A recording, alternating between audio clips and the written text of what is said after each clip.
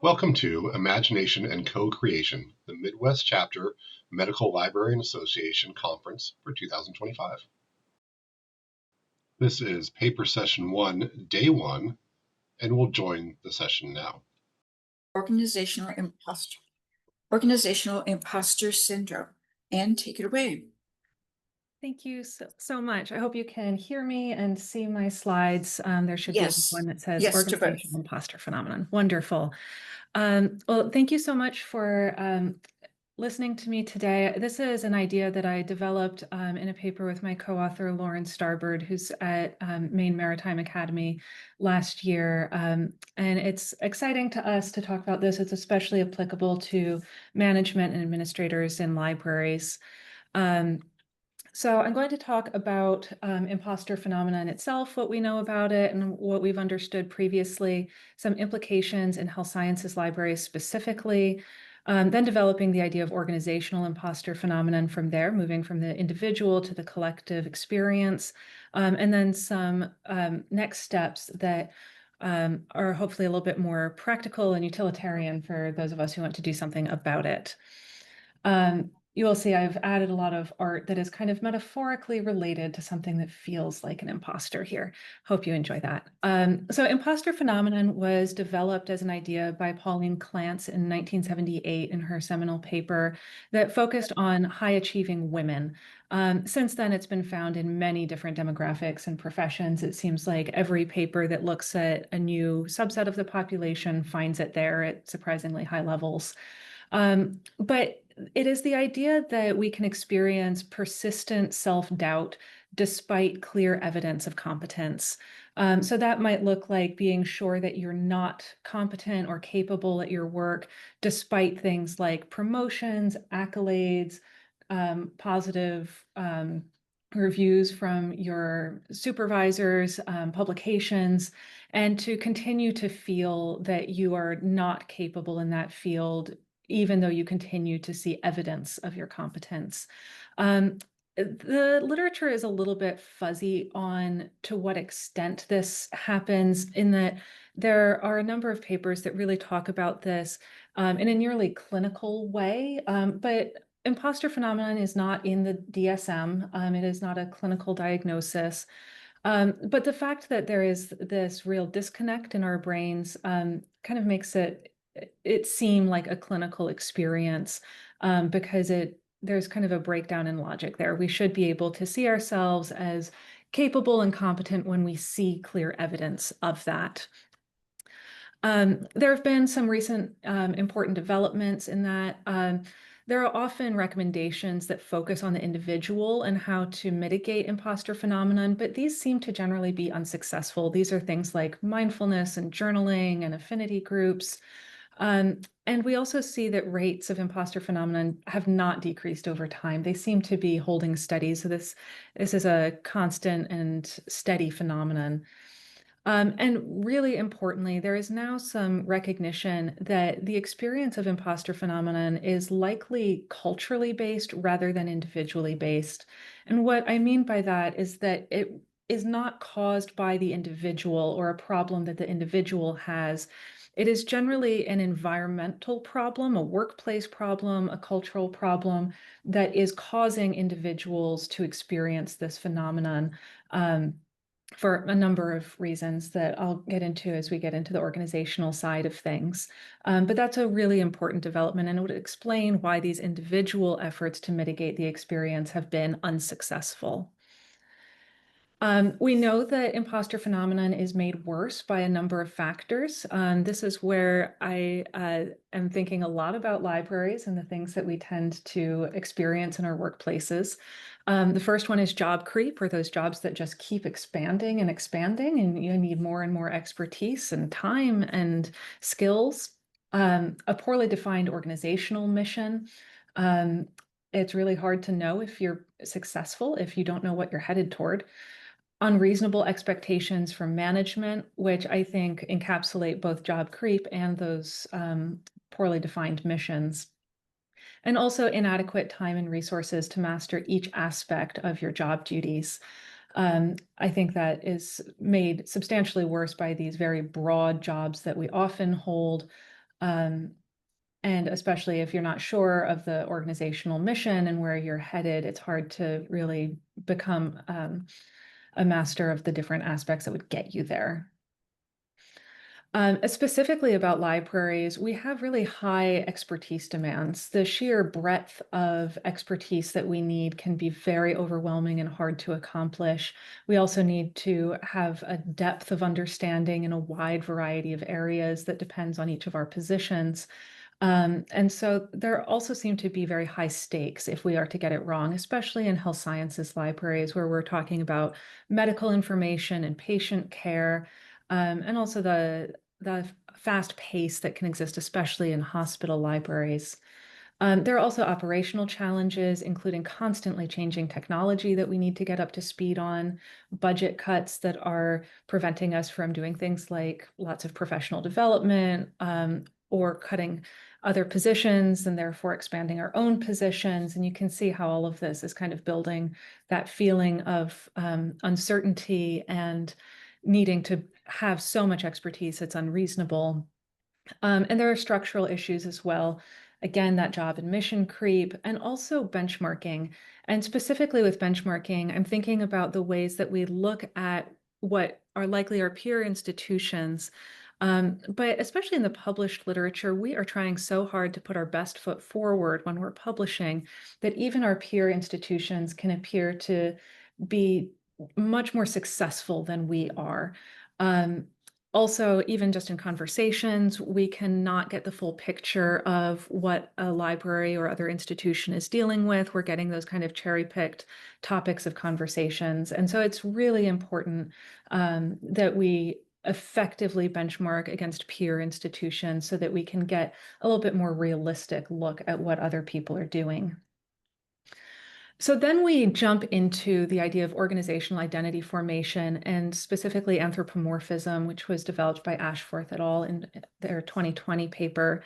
This is where the organization can be anthropomorphized and take on human-like characteristics. And it does that through both top-down sense giving, which is the kind of the management and administration side of what they're talking about, what they're doing, where they're putting their resources, as well as bottom-up sense making, which relies on pattern recognition, looking at those things that the top is doing and saying, and putting those into recognizable patterns for ourselves and generalization, some egocentrism. And so the result of this is that organizations can really become individuals in and of themselves in a way that is kind of easier to think of as the whole is more than the sum of its parts. We have all these individuals, but separately there is this organizational identity that forms. So we took that idea, both of imposter phenomenon that we've thought of as an individual issue, and then organizational identity formation, and thought of organizational imposter phenomenon as something that can now occur, which is a positive feedback loop in which the organization as a whole experiences imposter phenomenon, no longer an individual issue, but something that the institution itself can experience. And the individual's experiences within that organization can vary substantially. It's not that everyone within it now experiences this wholeheartedly, or that anyone is completely free of it, but that it's now the organization, an organizational problem, an environmental problem that exists. So organizational imposter phenomenon can show up in a few ways. The first is with an imposter cycle, where staff may be expected to provide services that are either too all-encompassing or too specific for the available expertise on staff. Perfectionism, where stated or implicit expectations for success of services, programs, or collections exceed the available resources to provide those services.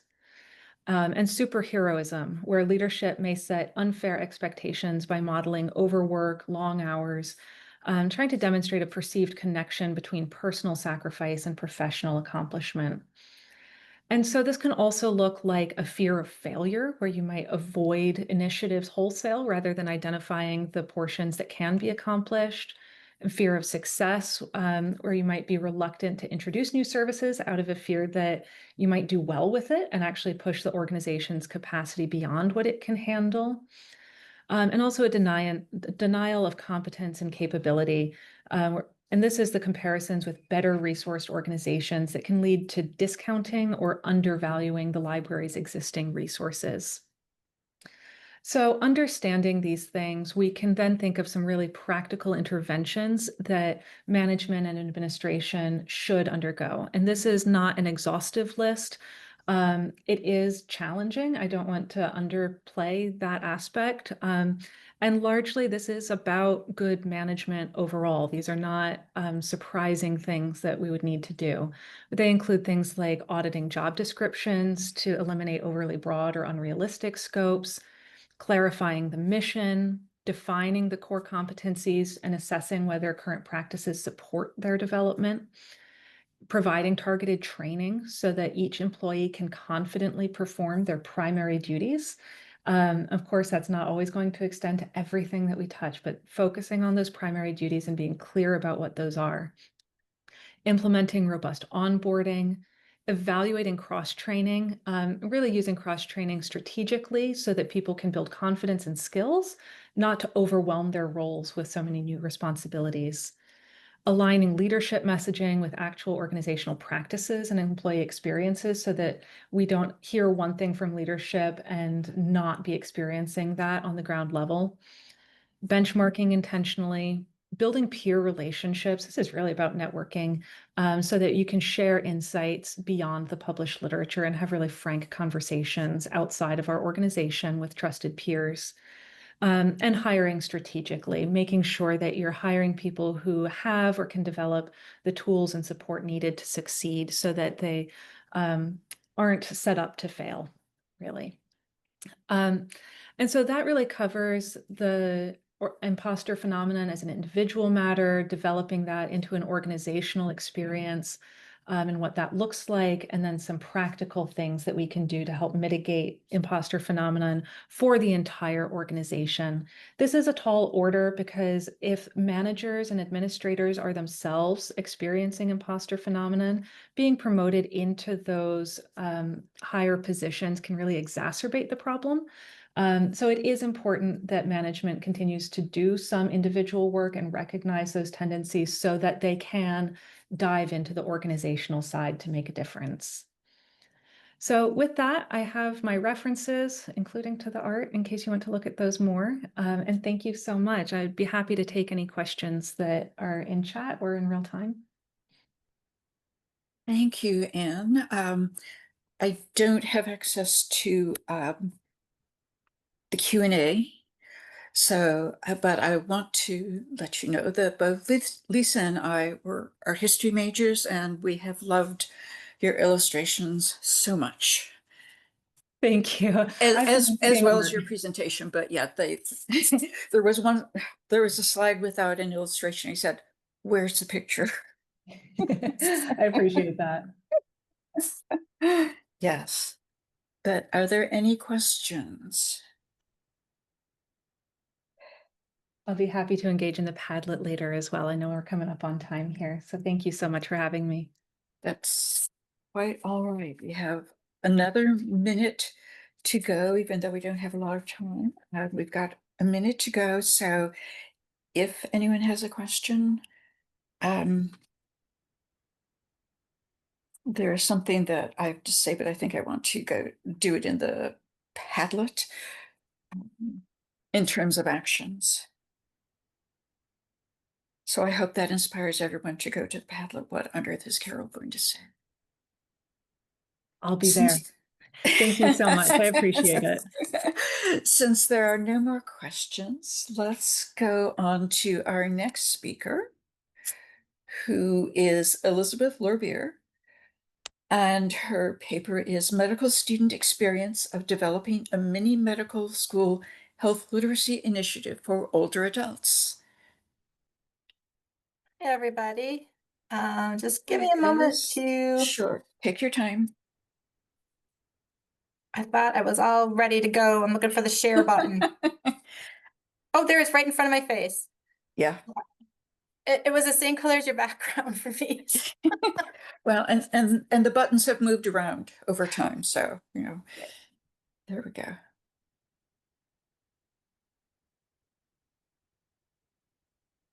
Do you see my screen? Yes, we have the presenter view. Okay. Oh, no. I know this came up once before. Can you see my, you see like you see the PowerPoint web page? Right. So Yep. Let me change that. I'm sorry, my time is ticking here.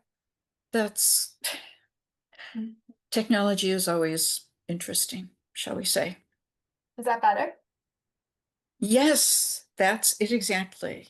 Okay, thank you very much. And thank you very much for your patience. It's an honor to speak to you today. I was really hoping to have Kelly and Charles with me. They're my two graduate students that are working on this project. Alas, they're at an OSCE. And I also I have my colleague, Shadi, who I work with, who's in community outreach. And then all of this is overseen by a physician named Cheryl Dixon. So I'm going to talk a little bit about my project called Student-Led Mini Medical School Program for Older Adults. And it's a health literacy project. And it also includes our medical students. So real quickly, the objective for this study is really to work with Osher Lifelong Learning Institute. We have an OLLI at Western Michigan University, and also to work on improving health literacy in our community. So background about Southwest Michigan, we have associated with low poor health outcomes about 15% of our community here in Kalamazoo County. The reading is, the literacy rate, I should say, is 15%. Statewide in Michigan, the literacy, this is low literacy, is about 17%. And as you know, when you have low literacy, this leads to increased healthcare costs, and then reduces participation in preventive health measures. Additionally, our medical students who are coming in, most of the medical students that I'm working with are the first and second year of the program. They're also learning about medicine. Their literacy for medical sciences is increasing as they go through the program. And while they go through the program, they're developing communication skills. And they also bring a fresh perspective on complex medical concepts because they too have to learn it and explain it to one another. So program methods, again, we have second and third, we have mainly second year students. We have one third year student. We just added some first year students. We're going to try this with our first year students. As our student educators as part of this mini medical school program, we're utilizing their clinical background. We are developing their communication skills, and they have to work collaboratively with one another in the curriculum design of the mini med school program. Our participants for are 50 and older. So OLLI attracts a population of curious learners that pay a small tuition to go to these workshops. So they are not free. They do need to pay in order to participate. We are focusing on improving their health literacy for their care. Those the research will show that most people who attend OLLI generally are learned, have had some type of higher education, but not everybody. It's really people who have lifelong learning, who are interested and want to improve their health and also improve their knowledge base. And then we address age-specific health concerns, and we also accommodate a diverse learning preference. Okay, so what do we cover? We are covering the core medical sciences. So again, these are our medical students that are very early in the program. We don't expect them to have clinical knowledge at this point. So we're covering anatomy and physiology fundamentals, something that they have learned. Everything that we teach in OLLI, they have learned in a classroom, and they have already been tested on. So this is not knowledge that they have to learn in order to produce this. This is something they've learned in medical school. We're talking about disease management, some prevention strategies, and then we are also making sure that the instruction that we are delivering is engaging for an adult learner. And we also have learning recall activities, which is really important for these learners. The topics that we are covering is items that are of interest to a person 50 and over, such as cardiopulmonary disease. We call this lesson huffing and puffing. So heart and lung health, disease prevention, and management strategies. So these are things that they will encounter or have encountered, know people who have encountered this. We're talking about pharmacology and drug safety, what happens when you take a pill, how does it leave the body? And so information with drug interactions, things that they may receive when they go to their local drugstore and they're going to be taking medication. We're really going to kind of go through what's going on with the body. We're talking about microbiology, about infections and the immune system and pathogen awareness. And then last, we're talking about anatomy, and this anatomy is specific for age-related physiological changes. Why is it scary when you're much older to fall? Well, we're going to talk about fractures and why these things happen. So our curriculum development, our curriculum was developed by our 8 medical student curriculum designers. They share the curriculum with me and the lessons, and I tell them if I don't understand it, then our participants won't understand it. I'm not medically trained. I'm just a librarian. We have 4 interactive sessions developed. Our process is peer collaboration. We translate complex allopathic content into learner appropriate materials. Many times they have to keep going back and back and making it easier and easier because they themselves need to bring it to an 8th grade level. And then we work with to make sure that we have literacy is at the appropriate level. We do reflective writing as part of this program. We do recall and we play games. So some gamification so that so our participants can remember what they're learning. And then our trainees they're not left to do their own. There is oversight with faculty advisors like myself, my colleague Shadi, Dr. Dixon, and Dr. Bronner, who's a gerontologist. So as I mentioned with some of our learning activities, we have reflective journaling exercises for personal connection. So this is an opportunity to reflect. We also include case-based discussion, which is how we learn at the medical school for a practical application. So we actually walk them through a case like the students would have, and we talk through a case. And then again, engaging activities to promote critical thinking and recall. I can't stress that enough because we want our participants to leave and be able to share their knowledge with others and kind of make our program more of an attraction. So we have more and more people who want to participate in mini med school. So some program impact for the trainee, this is our learners, is really, it's the benefit for our student educator, our medical learner, is that we are a community-based medical education program. So it's really working with our community, working with our local community and people who live there. Practical applications of medical knowledge. We want them to what they learn, be able to digest that, and then tell anybody that they encounter what is going on. So kind of break that down. The development of public health awareness and skills. Understanding the social determinants of health is very important to us. Health literacy, promotion of that, they do get that through 4 years of medical school. But as you know, as we add more and more to the curriculum, and our time is very limited in medical school. Sometimes health literacy does fall to the wayside. So this is really increasing that opportunity for our learners.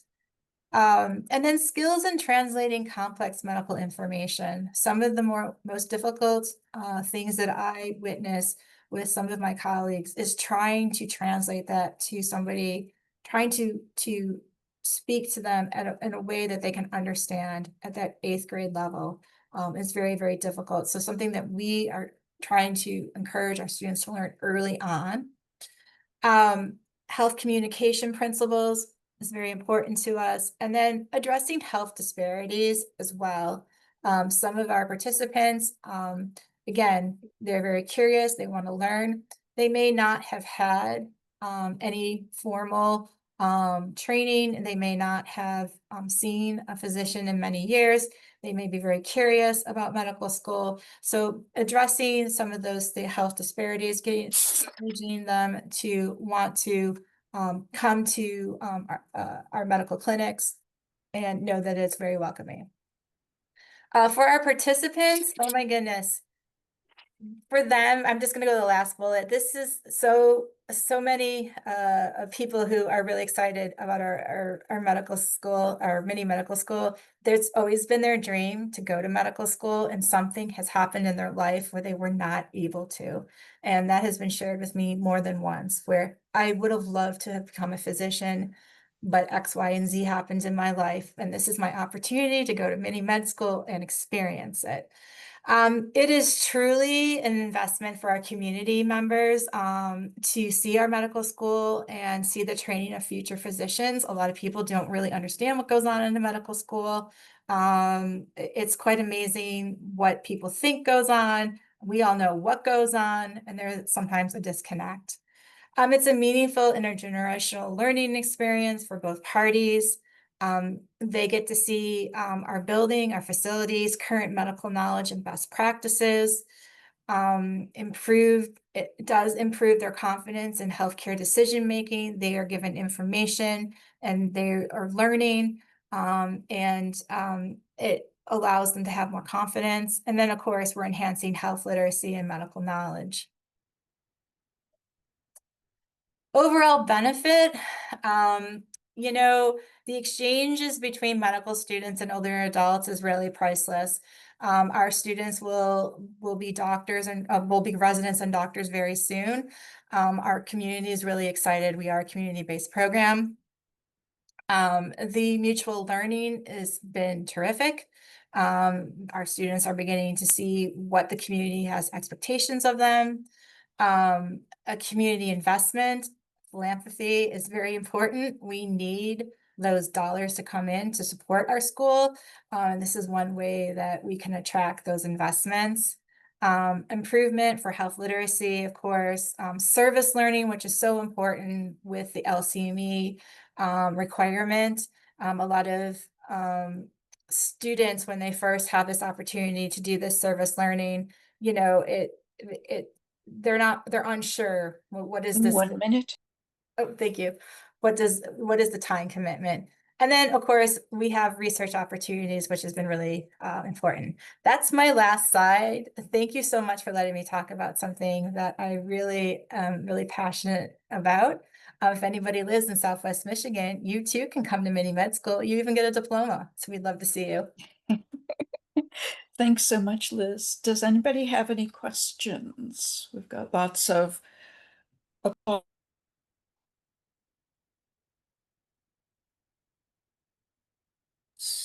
Okay. So lots of love coming through Zoom. Oh, thank you so much. And thank you everybody for letting me present. It's something I'll say really quickly. This is not a new idea. It's been around for a really long time, but something that, as you know, University of Minnesota actually has a really great mini med school program too. So there's lots of them out there and you can attend them for free or in person here in Kalamazoo. Yeah. Thanks again. You're welcome. And thank you for your talk. And if anyone has any comments, we don't have time now, but go to Padlet. So the next Our next speakers will be Julia Stump and Miriam Ramirez. Their paper is Tracking Medical Resident Publications, Insights for Library Services and Graduate Medical Education Support. Hi, everyone. Hopefully you can see my screen. We can see your screen and slides, yes. Wonderful. And I just put our Zenodo link in the chat because I didn't see it on the Padlet. So I'm Julia Stumpf, and my co-authors are Miriam Ramirez and Rick Ralston. And we're from Ruth Lilly Medical Library at IU School of Medicine. Let's see. My Zoom is covering up my slide controls. There we go. So Marion and I will present today. So quick warning, there are many dense slides in this presentation, and we will highlight the data we find most important, but you may want to review the slides later to dive deeper into our findings.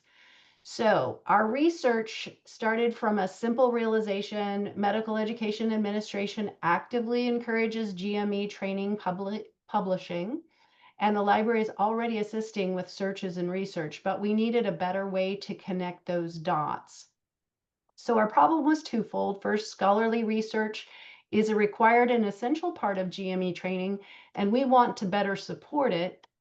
And second, it is difficult to accurately track publications authored by GME trainees and truly understand their specific publishing patterns.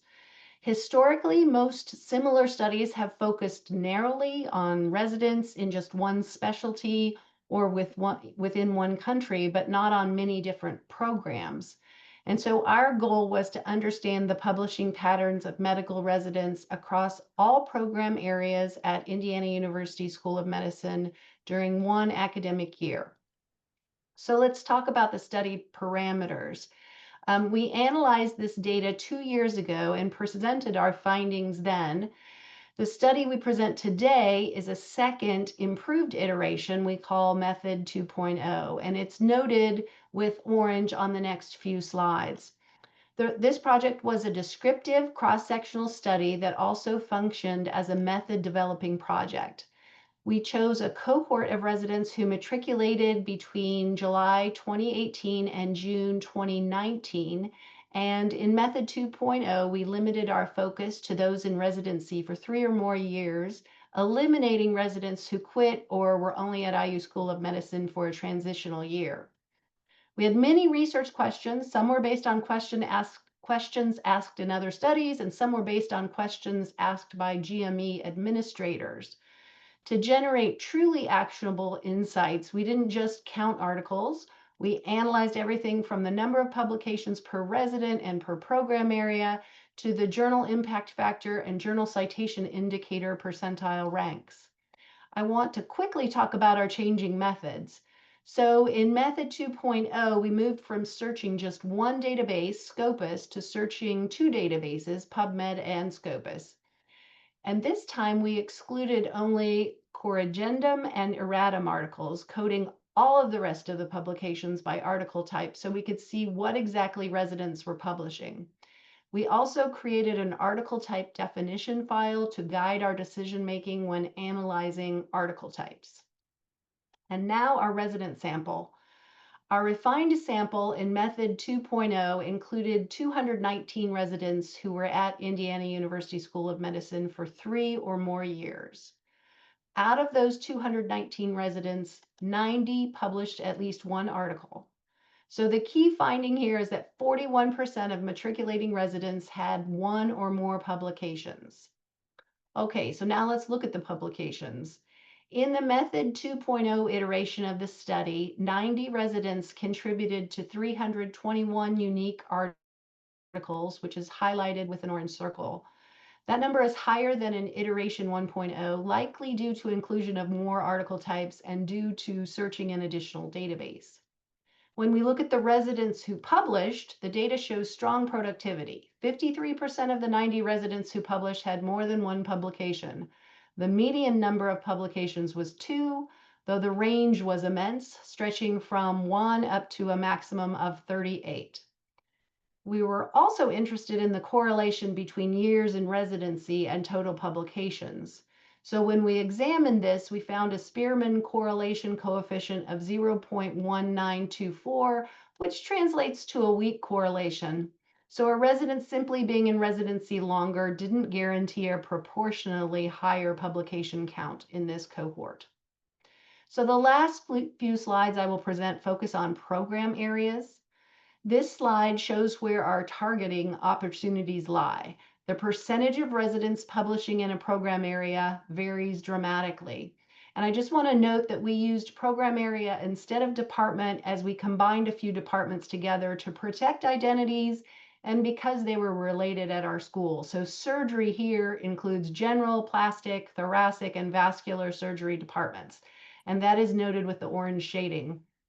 You also see that neurodevelopmental disabilities and child neurology were combined because both are very small departments and they both fall under the pediatrics umbrella. So now let's look at some of the sections closer.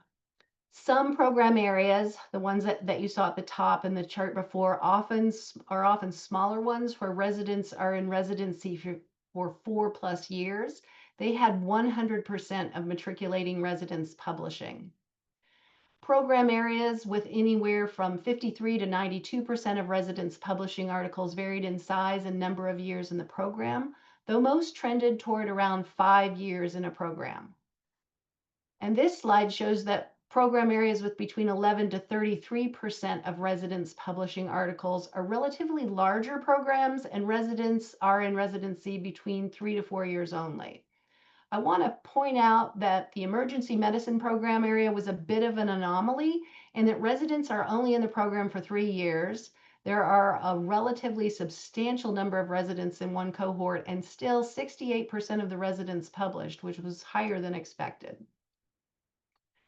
Identifying program areas with high publications per resident ratio allows us to target our research service promotion effectively.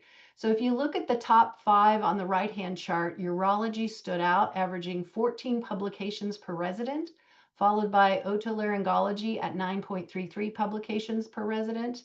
On the left-hand chart, you see surgery had the highest total number of publications at 84, but urology had the highest density of publication per resident. And now my colleague Marian Ramirez will complete the presentation. So we also examined what type of research our residents were publishing. Cohort studies, so out of the 321 publications, we identified 21 publication types. Cohort studies were the most common publication type with 76 papers, followed by case reports, narrative reviews.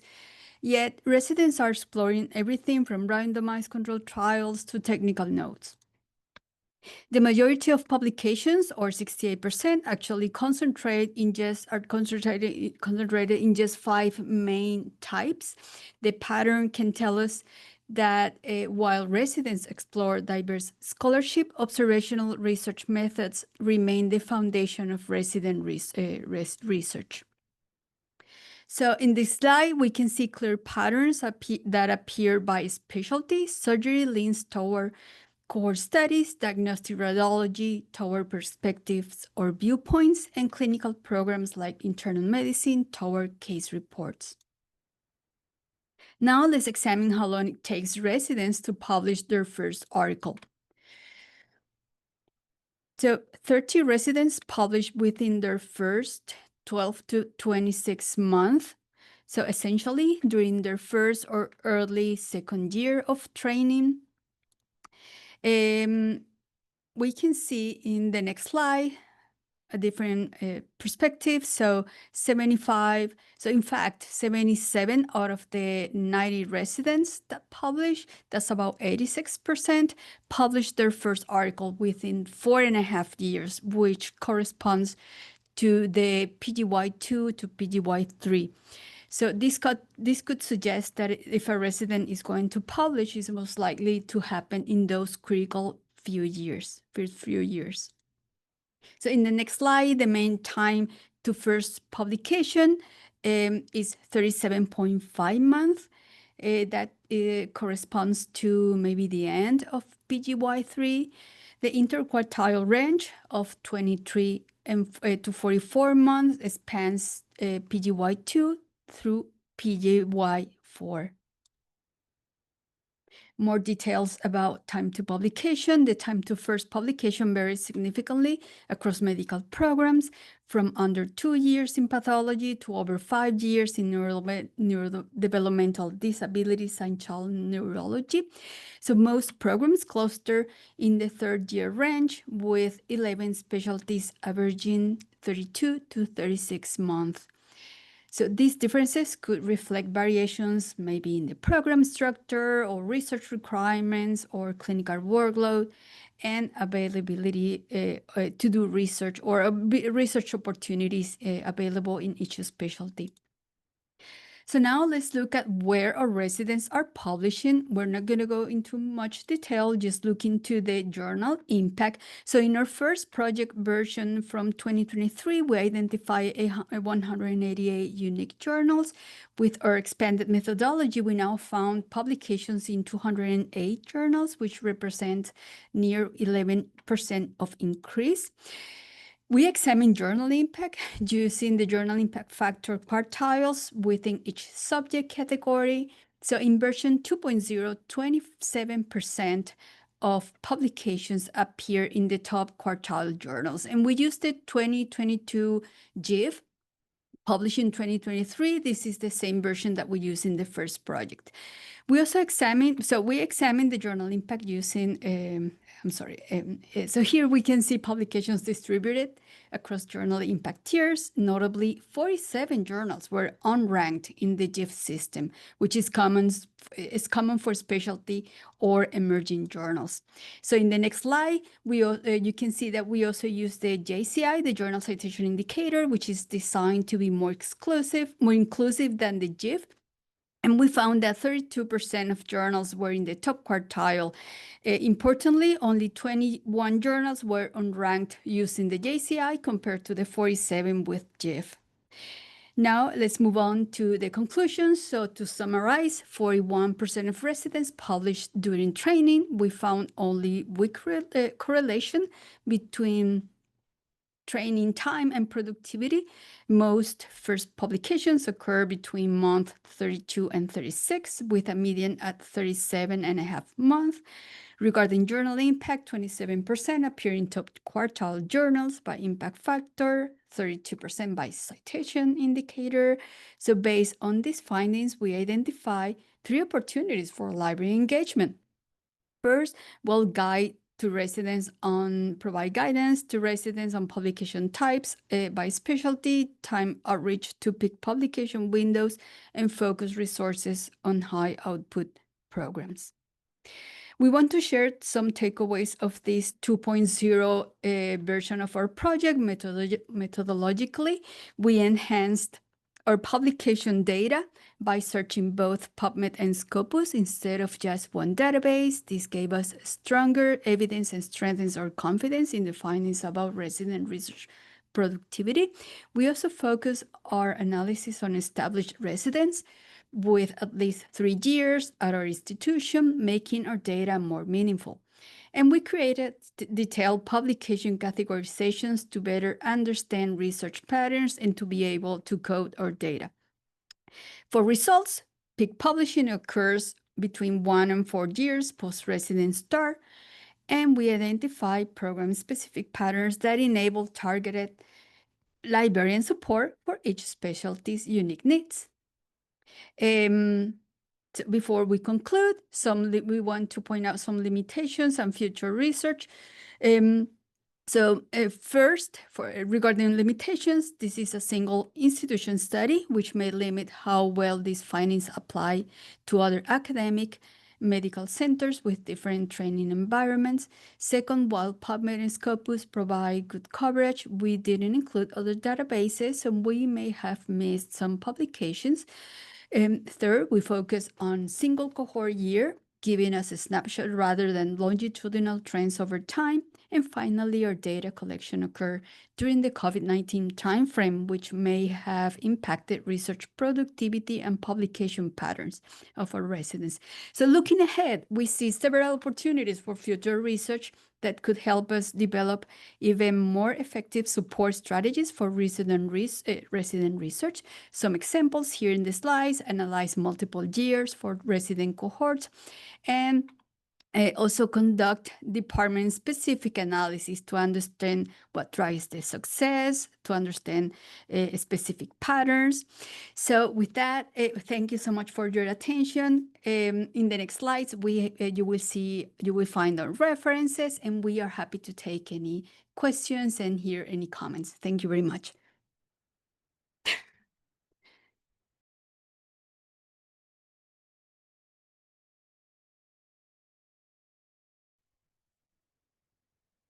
I do have one question if there's time.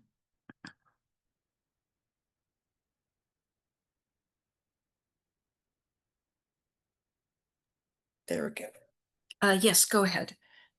I might have missed it. I'm curious, when you did the search in PubMed and Scopus with institutional affiliation, how did you also include whether the authors were residents, GME residents? Well, we used a combination of the last name and the first name of the authors. We combine it with the affiliation, and we also restrict the search with the specific time period. So if we, just by including the affiliation, you can see if it corresponds to the author, to the resident that we are looking for, if we needed to do some author disambiguation, if we need to look for more details about this person, because maybe they have a common name. We look at the ORCID, we look at, we just Google the name of the person to see their profile as physician. Thank you very much. Thank you. Okay, we did have one question answered in the chat. Thank you very much, Julia. I think it would be good for us to move on to our next speaker, who is Kaylee Vermillion. She's presenting her paper, An Exploration of Practicing Medicine Without a License for Librarians. Kaylee, when you're ready. Thank you. We can see your slides. Okay, perfect. Thank you so much for that introduction. My co-author, Stephanie Schulte, is here as well, and she will be monitoring the chat and Q&A. So feel free to post comments or questions at any time during the presentation. All right, let's get started. Okay, so I think most of us would agree that we're living in a health information environment that feels increasingly unstable. So warnings now appear on once reliable government pages, and politically motivated edits are altering what's accessible to the public. And at the same time, health misinformation is widespread, so amplified by influencers, commercial interest, and unlicensed individuals who often reach much wider audiences than public health agencies. Politicians and political figures, many without scientific or medical training, are making health claims that impact funding, research priorities, and public trust. And now we're seeing AI technologies offering personalized medical advice, often with the disclaimers buried or missing entirely. And amid all of this, libraries remain one of the few places where the public can access unbiased, evidence-based health information without an agenda. But even with our training and professional scope, many librarians still hesitate, especially when questions start to sound clinical or feel personal, right? There's this lingering fear. Could I be seen as practicing medicine without a license? And so this project set out to answer that question and to understand whether that concern is legally justified or more of a professional myth that we've internalized over time. So to explore whether librarians could realistically face legal risk, we took a three-part approach. So first, we reviewed the history of medical licensure in the US to understand how the profession defined its boundaries. And then second, we reviewed library science literature to trace how legal concerns around health information have evolved, especially during the shift from print to electronic resources. And finally, we reviewed over 70 court opinions from Ohio and California between 2000 and 2025 using Bloomberg law. And we chose those states for their size and contrasting legal climates, so California being more accepting of alternative practitioners and Ohio more conservative. We extracted structured data from each case, so the case name, year, type of court, whether it was criminal or civil matter, a summary of the case, the ruling, and then any other relevant context.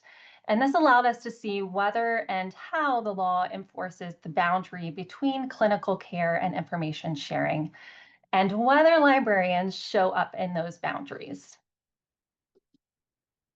So before the Civil War, medical practice was largely unregulated. So homeopaths, eclectics, and so-called irregulars were common, and anyone could offer treatment.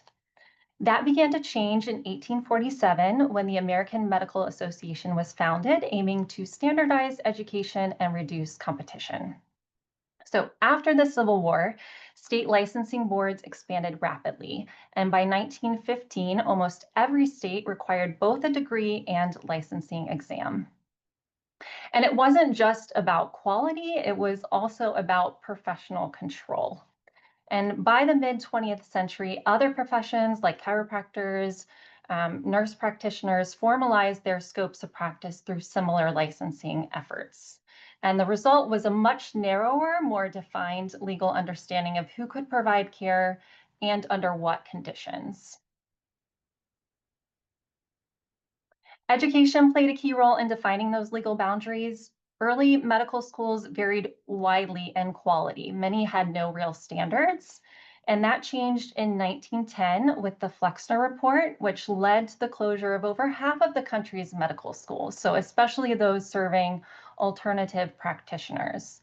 So that report emphasized scientific training and helped formalize the relationship between education and licensure.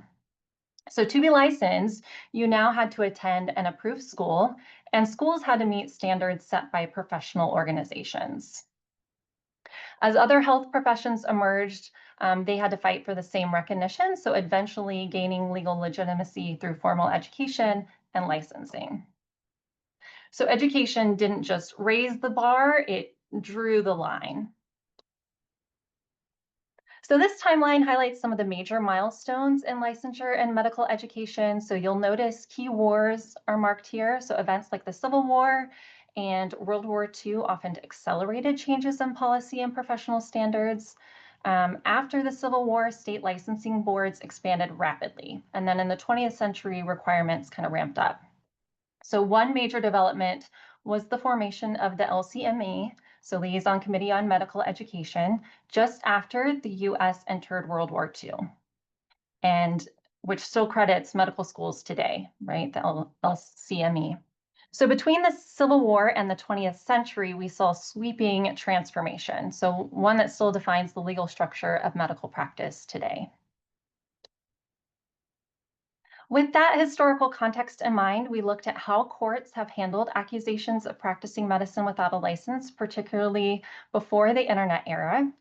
So these historical cases often turned on the issue of diagnosis, so who was making medical judgments and whether they had legal authority to do so. So many of those targeted were non-physicians providing care in underserved areas. So people like public health nurses, midwives, chiropractors, are completely unlicensed individuals who are stepping in where physicians were absent. So for example, in 1965, Pat Gardelius, an unlicensed nurse with some clinical training, was caring for residents in a remote California desert community. The nearest physician flew in just once a week, and Pat was the only person providing medical care in the meantime. And she reportedly even scared off coyotes to protect her patients while awaiting care in remote areas. A complaint was filed by an undercover patient, but the jury returned a not guilty verdict just after 2 hours of deliberation. And what these stories share is a theme of providing care out of necessity, often under extremely difficult circumstances, especially for women working outside traditional medical systems. And importantly, even with libraries playing a long-standing role in public health, we found no historical cases involving librarians. So while librarians have long provided health information, few articles directly address legal liability. Those concerns peaked in the 1980s as libraries shifted from print to electronic sources. Some worried that even offering access to medical databases might create risk. But as reliable consumer health resources became widely available online, those concerns faded from the literature.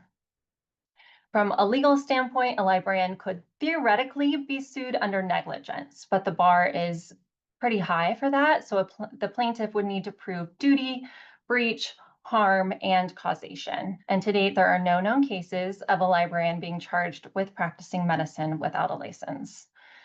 And disclaimers, common in both library practice and now we're seeing them with AI tools, can help clarify intent and limit liability.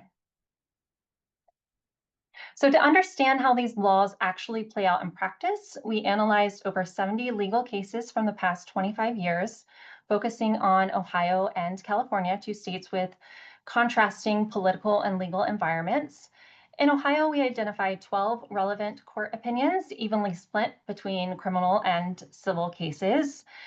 Most involved individuals performing hands-on procedures, so things like injections or physical treatments without a license. These cases often included fraud, patient harm, or financial misconduct. But critically, none involved librarians or cases centered on health information sharing alone. So the line seems to be drawn around direct clinical activity and intent to deceive. California had significantly more activity, so we reviewed 60 opinions from the last 25 years. And while many were straightforward, unlicensed treatment cases, one stood out for how it blended health claims, marketing, and unlicensed practice. And so this was People vs. Young and from 2021 involving Robert O. Young, the operator of the PH Miracle Center. Young promoted an alkaline diet as a cure for conditions like cancer and offered high-cost services based on these claims. He falsely presented himself as a medical professional and even charged $10,000 for a health class. The court found that he was not only practicing medicine without a license, but also defrauding clients. His conviction was upheld and restitution was ordered. And this case is notable because the PH Miracle brand is still visible online. You can find their website still posted. And it raises questions about free speech, wellness marketing, and what legally counts as medical advice, which is especially relevant as more people turn to influencers and online figures for health information. And once again, no cases involved librarians, suggesting that information sharing alone is not triggering legal action. So what does this all actually mean for librarians? So first, there is no clear legal line that defines exactly when sharing health information crosses into practicing medicine without a license. That line is vague, and that's part of what makes this topic so complex, right? So in theory, a librarian could face liability, but only under very specific conditions. So typically through tort law and usually related to negligence.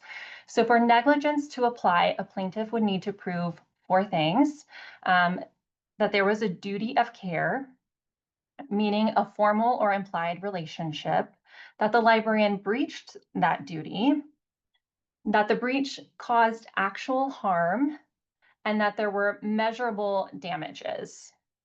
So this is a very high bar, and no court opinions were found where a librarian was even named in a case, let alone charged.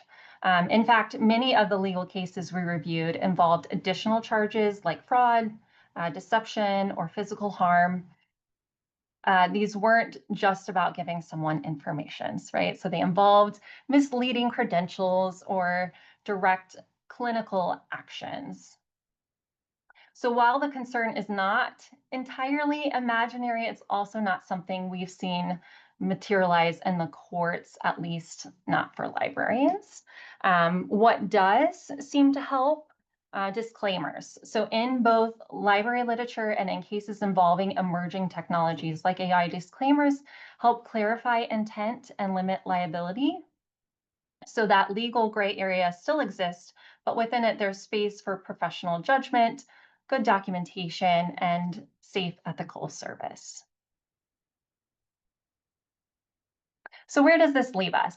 Librarians are on solid ground sharing health information as long as we stay within our scope, connecting patrons to reliable, evidence-based resources. But being mindful in how we do that really matters, especially with emerging technologies like AI, which can blur boundaries really fast. So we recommend using disclaimers when providing health information, especially online or in writing, sticking to evidence-based sources, and being cautious when offering context or interpretation, particularly on diagnosis, treatment options, or personal health questions. We also need more librarian voices in public spaces, so online and in social media, where health misinformation is really thriving. So librarians bring credibility, neutrality, and skill to this work, and that's needed now more than ever. So in short, don't be afraid to share good health info, and just know your boundaries and document them. So that brings us to the end of our presentation. Thank you so much for the opportunity to present today, and we're happy to take any questions you might have if there is time. There really isn't now, but thank you so much, Kaylee and Stephanie, for that presentation. It's good to know that there is a space for, not for librarians to practice medicine, but to provide reasonable medical information. So that is very, very good to hear, and I'm glad that someone has done this. So thank you very much. And remember, of course, that anyone who has any other comments can go to Padlet and chat with, put in your comments and start a discussion. Okay, so our last speaker today is Samantha Loster. How do I reach these kids? Reimagining student worker management. Go ahead, Samantha. Alrighty, I feel like it's only fitting that we end the day with dealing with student worker management, seeing that we started with imposter syndrome, and boy, am I in that boat. Luckily, or hopefully, I'm going to talk slowly enough for everyone. I did have an energy drink and I can still taste colors, so this will be a ride for everyone. So, my name is Samantha Loster, and my paper is titled, How Do I Reach These Kids? Reimagining Student Worker Management. I am the Electronic Resource Management Librarian within the Boxer Library at Rosalind Franklin University of Medicine and Science. This is a graduate health sciences institution located in North Chicago, Illinois.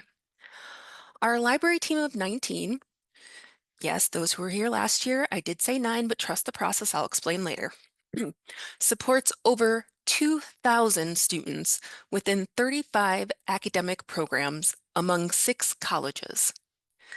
The team consists of an associate vice president, associate director, 4 librarians, a library associate, 2 library assistants, and currently 10 library aides.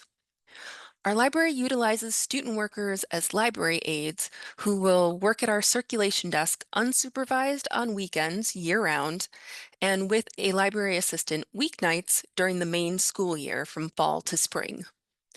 The number of library aides can vary throughout the year, though I've been previously advised that the 7 to 10 aides at a time was the scheduling sweet spot. In July 2024, our administrative director retired. They had been the manager of the circulation desk along with a great many other tasks which led to a retooling of the position. Anywho, My coworker, a fellow librarian who had already been the manager for the library associate, took on managing 2 library assistants. I took on the challenge of managing the library aides, our lovely student workers. I became responsible. What did I do? Sorry. I became responsible for the current library aides, hiring and training any new library aides, as well as overall coverage at the circulation desk. At the time, that was 7 library aides who had actually threatened to quit when they found out their manager was retiring. And to be fair, I'd also had this person as a manager when I first started at Rosalind Franklin University, so I kind of understood, but yeah, it was still rough. Having little management experience, I naturally took on the processes of my predecessor. This really wasn't ideal given the stark differences in our job modalities. She had been on site 4 days a week, while I was only on site twice a week. And since it was summer, library aides only worked weekends, so communicating was mostly via email and text message. Needless to say, the students had been given a lot of leeway to perform their duties. And it also wasn't until well into the fall quarter that I actually met all the library aides in person. Things started well, but cracks began forming by the fall. I started getting reports of students not being at the circulation desk or not performing any of their duties. While I tried to address these issues individually, they were becoming a frequent issue.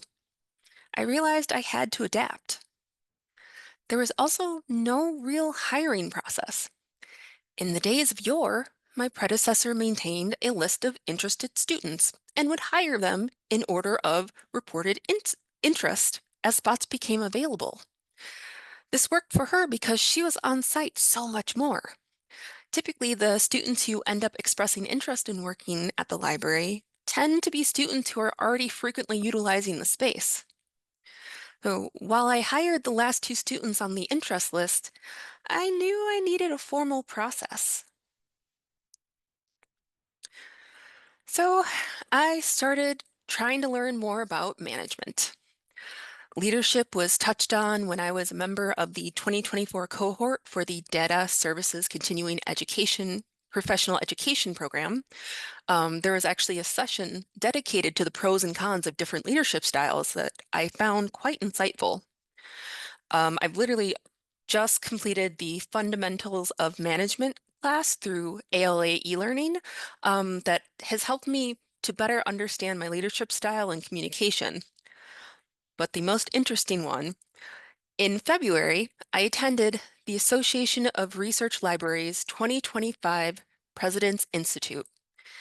It was a leadership symposium focused on multi-generational libraries that this year happened to be held near Chicago. It was there that I had an epiphany. While we were talking about the many facets of having a multi-generational library and probably some complaints regarding the kids working for the library, somebody told me, maybe you should stop referring to them as kids. They're adults, right? Well, consider me shooketh. It's such a simple concept. Seeing the student workers as kids automatically put me in the mindset of teaching and nurturing, which is good, but I needed to focus more on managing and leading. Every student at Rosalind Franklin University is an adult, and many have conferred some sort of undergraduate degree and/or certificates before coming to the university. Changing that mindset also helped me to better understand the administrative side of things. We hire them to perform certain tasks. Yes, being a student comes first, and I even tell them that now during the interview process. They're a student first, and if we're lucky, being a library aide is in the top 5. But regardless, they still have a level of responsibility as an employee. Everyone had to be on the same page as to what the job entailed. Since most of the library aids I had were inherited, I also needed to find ways to increase morale and enthusiasm.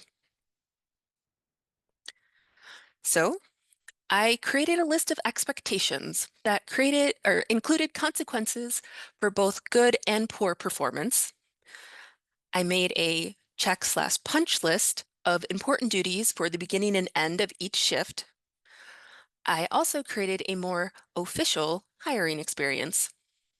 We now have a library aid interest form that is accessible online and via QR code that's located at the circulation desk. Visitors view a concise version of the library aid expectations and then have to click on accept before they can even get to the form itself. The form does send an auto response, but I make a point to respond to every library aid interest form, letting them know if we're actually hiring at the time and if there's any next steps for the interim. I, along with my coworker and fellow middle manager, now interview all parties interested when we are ready to hire more students. I also want to note that both of us actually started as the night library assistant at the time we were called library clerks before we eventually became librarians. So we've had a previous experience with the circulation desk shenanigans of Boxer Library. While we don't do it as often now, we still take shifts at the circulation desk. Now, my predecessor also helped at the circulation desk, but I luckily have the luxury of not being the sole person responsible, and I can now share it with the other middle manager. I started checking in with library aides working when I'm on site and have started reaching out via text message periodically to see how they're doing with the job. I am now on site 3 days a week and have already started noticing the familiar faces of students who frequently utilize our study space. The library now showcases a student worker annually in the summer edition of our newsletter. This past summer, we actually highlighted 2 of our graduating library aides. While I'm still in the midst of creating and formalizing the exit process for student workers, we have started giving them a small gift card at the end of their employment to show our appreciation. While we all know that students can be motivated by food, most of the people I've been giving cards to most of them have been genuinely touched by the gesture. There were a few library aides over this past year that still needed additional coaching after we implemented these changes. Completely unrelated, I now better understand the importance of documentation for HR. Anywho, I'm also pretty sure I annoyed some of the workers I inherited, but it seemed to overall be positively received.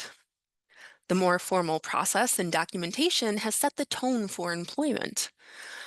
Interest in the library aide position has actually increased. This last fall, we interviewed 15 students and ended up hiring 7. But despite all of this, we are still continually striving to find new ways to include our student workers. We now include library aides in our staff counts. Thus, the 19 I mentioned earlier, #callback. We hope to make our break room more inclusive by creating a dedicated space to show the entire hierarchy of the library department. This is so that the full-timers during the day who don't normally meet our library aides who work nights and weekends can become familiar with them and vice versa. This has also become a welcome excuse to spiff up the space, but regardless, I am making sure to get feedback not just from the full-time library staff, but also fully intend to get ideas and feedback from our library aides as well. So, in short, how do you reach these kids? First step is remembering they're not kids. The rest seems to kind of fall in place. Thank you.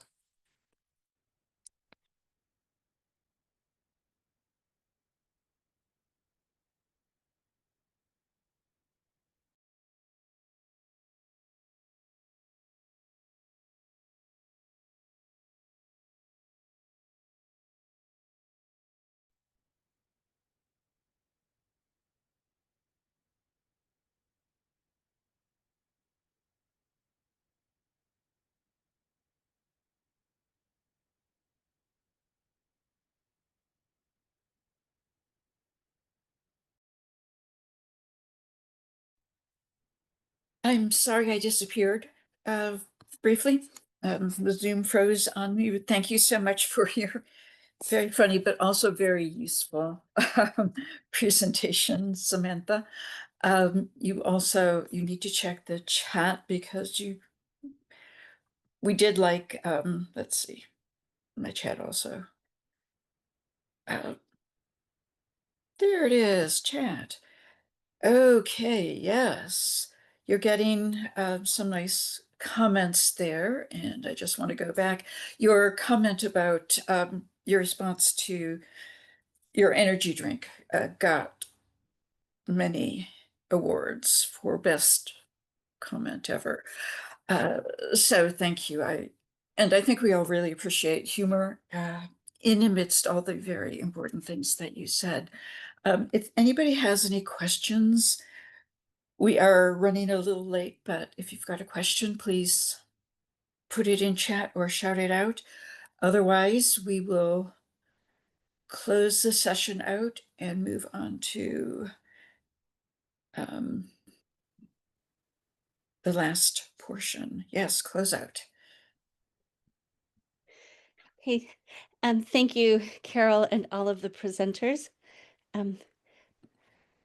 So we have reached the moment of closing and wrap up for today's conference, and we'll do that with a few informal comments. From my perspective, what an amazing day of imagination and co-creation. Such a terrific variety of content and opportunities for engagement. And the Padlet features were wonderful. I love the Parliament of Owls that you all contributed to, as well as all the other Padlets. And it's been so nice to see so many Midwest MLA friends and colleagues in Zoom. You've made us all proud all over again to be part of this stellar MLA chapter. I want to send kudos to everyone who had a role in planning and organizing this conference and making it a success today. So much gratitude to all, including Liz and Lisa as our fantastic MCs, and to the magnificent selection of the cool jazz musical background.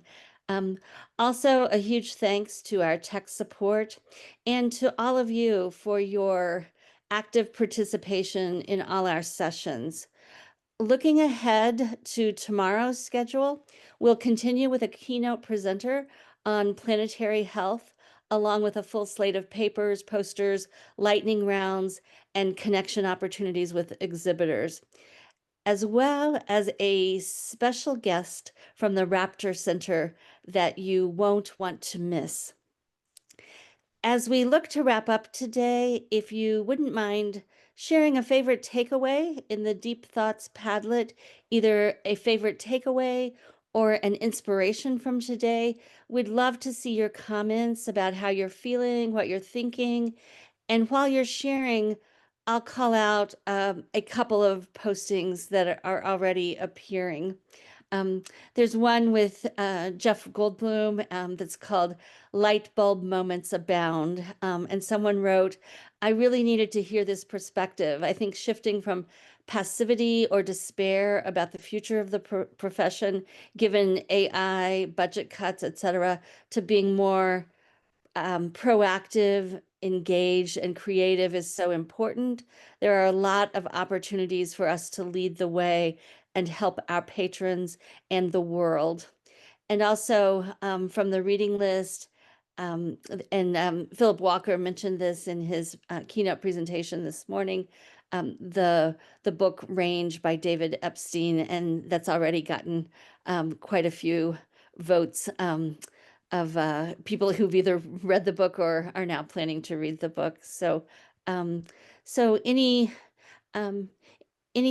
that anybody wants to unmute and comment on, or anything that people are writing in the Deep Thoughts Padlet that you want to call out?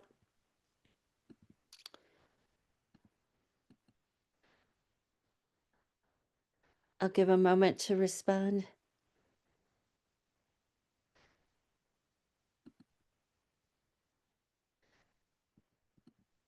Okay. Then I think we have closure and wrap up. Thank you again for a successful conference day, and see you tomorrow. Goodbye, everyone.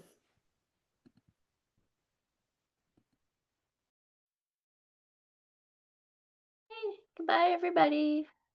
See you tomorrow.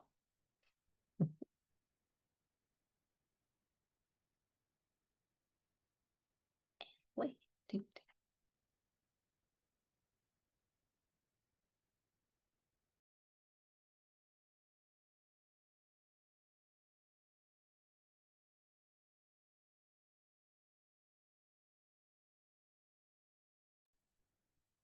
Like Visual DX left an AI bot in our chat here taking notes.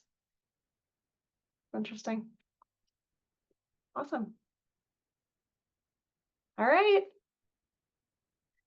There's no catastrophic collapse. Hooray. Okay, we can go now. Yay. Okay. Bye, everyone. See you tomorrow. Bye. See you tomorrow. Oh, Quincy,